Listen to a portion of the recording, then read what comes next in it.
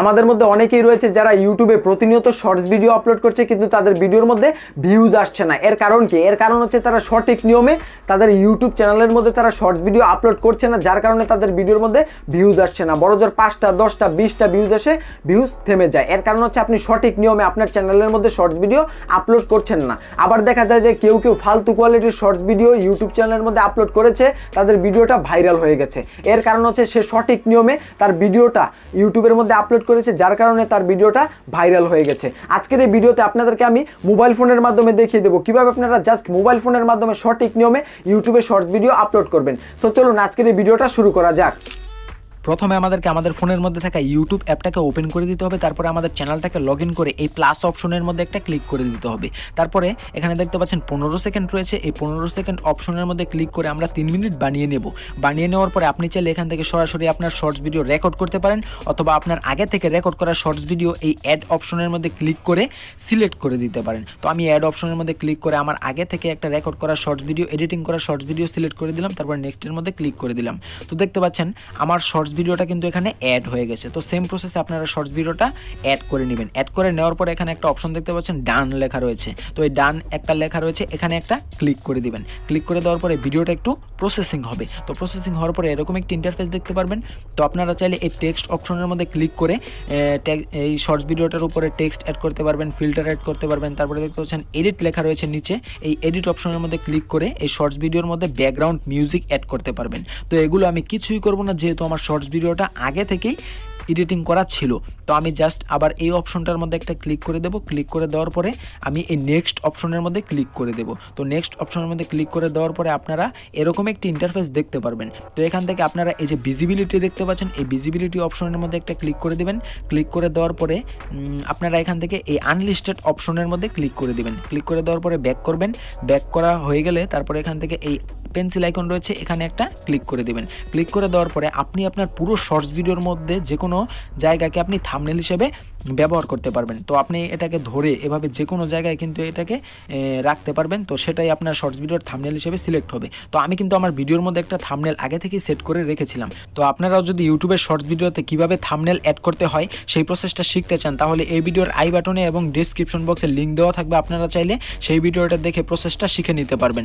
এখন আমরা যেহেতু থাম্বনেল অ্যাড করে ফেলেছি, তাই এই টিক মার্কের মধ্যে একটা ক্লিক করে দেব। তারপরে এখান থেকে আপলোড শর্ট এখানে একটা ক্লিক করে দেব। ক্লিক করে দেওয়ার পরে এখানে দেখতে পাচ্ছেন আমাদের শর্টস ভিডিওটা কিন্তু আমাদের ইউটিউব চ্যানেলের মধ্যে আপলোড হচ্ছে। তো ভিডিওটা আপলোড হয়ে গেলে আমরা ইউটিউব থেকে বের হয়ে যাব। বের হয়ে যাওয়ার পরে আবার আমরা আমাদের ফোনের মধ্যে থাকা ওয়াইটি স্টুডিও অ্যাপটাকে ওপেন করে দেব। ওপেন করে দেওয়ার পরে এখান থেকে আমরা এই কন্টেন্ট অপশনের মধ্যে একটা ক্লিক করে দেব। ক্লিক করে দেওয়ার পরে এখানে দেখতে পাচ্ছেন টাইপ লেখা রয়েছে, এই টাইপ অপশনের মধ্যে ক্লিক করে দেব। ক্লিক করে দেওয়ার পরে এখান থেকে শর্টস সিলেক্ট করে দেব।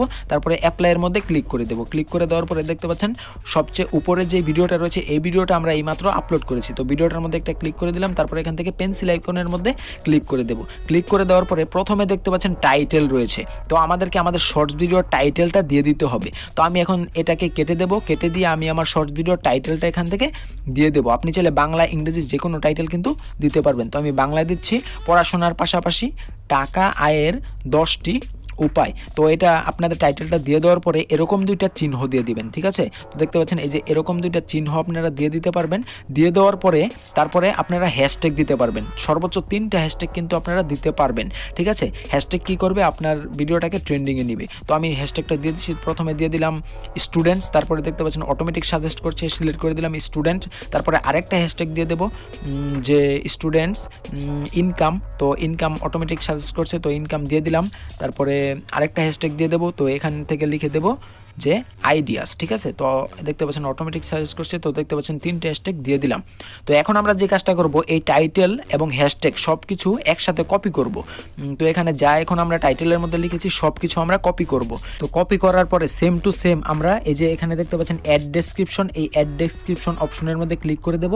তারপরে আমরা এখানে পেস্ট করে দেব। তো দেখতে পাচ্ছেন আমি পেস্ট করে দিলাম। তো বিস্তারিত কিছু লেখার দরকার নেই, এটাকেই লিখে দেবেন। তারপরে ব্যাক করবেন। এখানে আপনারা আরেকটা অপশন দেখতে পারবেন অডিয়েন্স। তো এই অডিয়েন্স অপশনের মধ্যে ক্লিক করে দিবেন। তারপরে এখান থেকে no it not made for kids এটা সিলেক্ট করবেন। যদি আপনাদের ভিডিওটা বাচ্চাদের জন্য না হয়, মানে এটা সিলেক্ট করলে সবাই আপনার ভিডিওটা দেখবে। আর যদি আপনি উপরেরটা সিলেক্ট করেন তাহলে কিন্তু শুধু বাচ্চারা আপনার ভিডিওটা দেখবে, তাই সাজেস্ট থাকবে দ্বিতীয়টা সিলেক্ট করবেন, তারপরে ব্যাক করে দিবেন। তারপরে আপনারা নিচের দিকে একটা অপশন পেয়ে যাবেন যে মোর অপশনস, তো এই মোর অপশনসের মধ্যে একটা ক্লিক করে দিবেন। ক্লিক করে দেওয়ার পরে আপনারা প্রথমে দেখতে পাচ্ছেন অ্যাড ট্যাক্স, ঠিক আছে। তো এই অ্যাড ট্যাক্স অপশনের মধ্যে ক্লিক করে আপনারা কিছু ট্যাক্স অ্যাড করে দিবেন, যেমন আপনাদের ভিডিও ক্যাটাগরি রিলেটেড কিছু ট্যাক্স অ্যাড করে দিবেন, যেমন make money as a student. আপনারা বাংলা ইংরেজি সব ট্যাক্স কিন্তু এখানে অ্যাড করতে পারবেন। তো আমি এখান থেকে কয়েকটা ট্যাক্স অ্যাড করে দেবো, শর্ট এবং লং সব ট্যাক্স কিন্তু এখানে অ্যাড করতে পারবেন। তো আমি এখান থেকে কয়েকটা ট্যাক্স অ্যাড করে দিলাম, make money as a student, students income ideas,